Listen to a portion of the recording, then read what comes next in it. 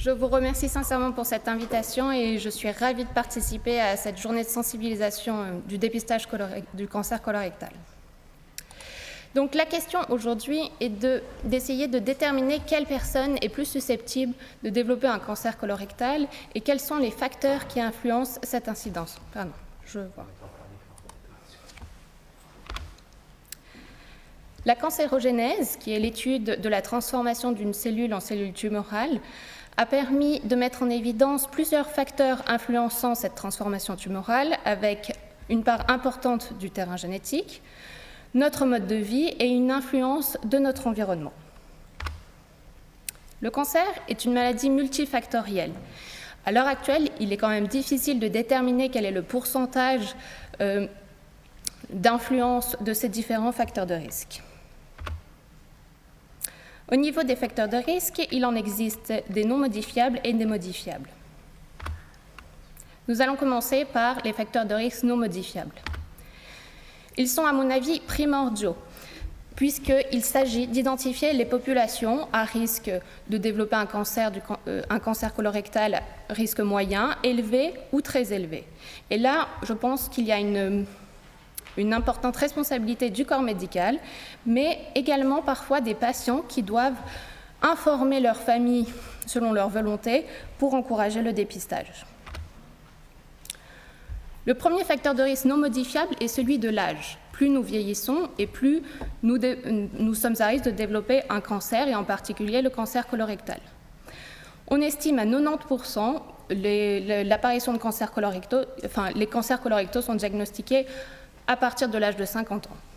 Pour une population générale de 50 à 74 ans, on estime un risque de développer ce cancer de 3,5%. Le deuxième facteur de risque qui nous placera dans une catégorie à haut risque de développer un cancer colorectal est la présence éventuelle d'une mutation génétique ou d'un syndrome familial. Ici, je vous ai cité les deux syndromes les plus prépondérants, qui sont le syndrome de Lynch, qui peut être associé à d'autres cancers chez plusieurs membres d'une même famille, mais également la polypose adénomateuse familiale, qui, à la suite d'une mutation du gène APC, va engendrer l'apparition de centaines, voire de milliers de polypes au niveau de la muqueuse colique, qui sont à risque de dégénérer. Un troisième élément est l'existence ou le diagnostic d'une maladie inflammatoire chronique de l'intestin sous-jacente, telle que la maladie de Crohn et la rectocolite hémorragique. Ces personnes, lorsqu'on leur diagnostique leur maladie, sont à risque de développer un cancer au bout de 7 à 8 ans d'évolution de leur maladie et devront donc avoir une surveillance endoscopique régulière au bout de 7 à 8 ans afin de dépister le cancer colorectal. Enfin, nous sommes également à haut risque de développer ce cancer en cas d'antécédents personnels de polypes ou de cancer colorectal.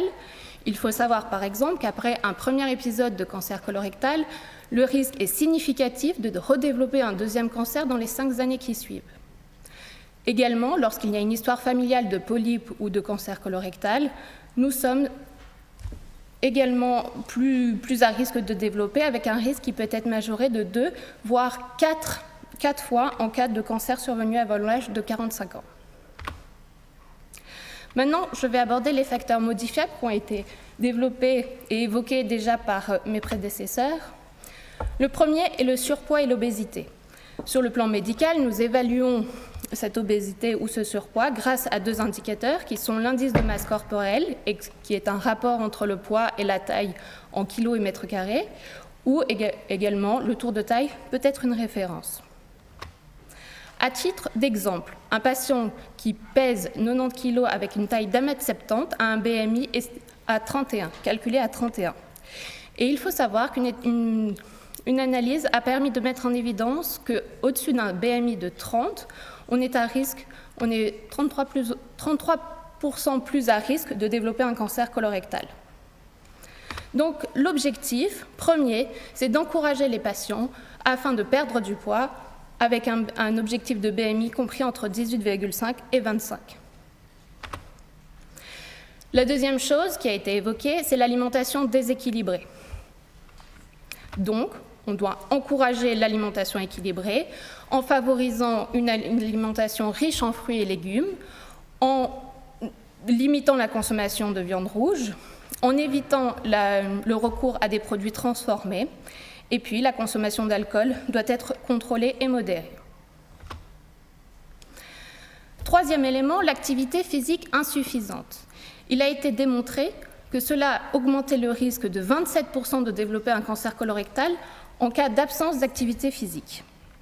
Donc, selon les recommandations OMS, on vous encourage à pratiquer une activité physique soit d'intensité modérée, 150 minutes par semaine, ou de 75 minutes en cas d'intensité élevée, et cela doit être réparti de manière équitable, plusieurs fois par semaine, avec des épisodes minimum de 10 minutes. Évidemment, cela est valable pour beaucoup de maladies, mais le tabagisme doit être sevré dans la mesure du possible. On doit donc encourager nos patients à arrêter de fumer. Existe-t-il un traitement préventif? Effectivement, nous savons qu'il est difficile de modifier parfois les habitudes de vie de nos patients, et certains évoquent le recours à un médicament plus facile que changer leurs habitudes de vie. La réponse est qu'effectivement, il a été mis en évidence que certaines molécules, comme l'aspirine et les anti-inflammatoires, pouvaient diminuer le risque d'apparition du cancer colorectal de manière significative, entre 20 à 40%. Mais je mets un énorme mais, et c'est pour ça que cela ne fait pas partie des recommandations européennes à l'heure actuelle, c'est qu'il y a pas d'évaluation de la posologie, on ne sait pas combien de temps ces médicaments doivent être en place, et surtout, ce sont des médicaments avec des effets secondaires non négligeables, par exemple pour l'aspirine, l'hémorragie digestive, ou la prise anti-inflammatoire peut engendrer une insuffisance rénale. Évidemment, je pense qu'à l'heure actuelle, il est très important d'encourager les patients à adhérer au programme de dépistage du cancer colorectal afin de prévenir et non de guérir. Donc en conclusion, comment prévenir le cancer colorectal? Identifier les populations à risque pour leur proposer une surveillance plus appropriée, lutter contre le surpoids, manger équilibré, pratiquer une activité physique, arrêter de fumer et adhérer au programme de dépistage.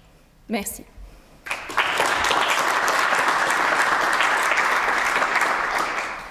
Alors, nous avons une question du public. Qu'en est-il des probiotiques dans la prévention du cancer colorectal?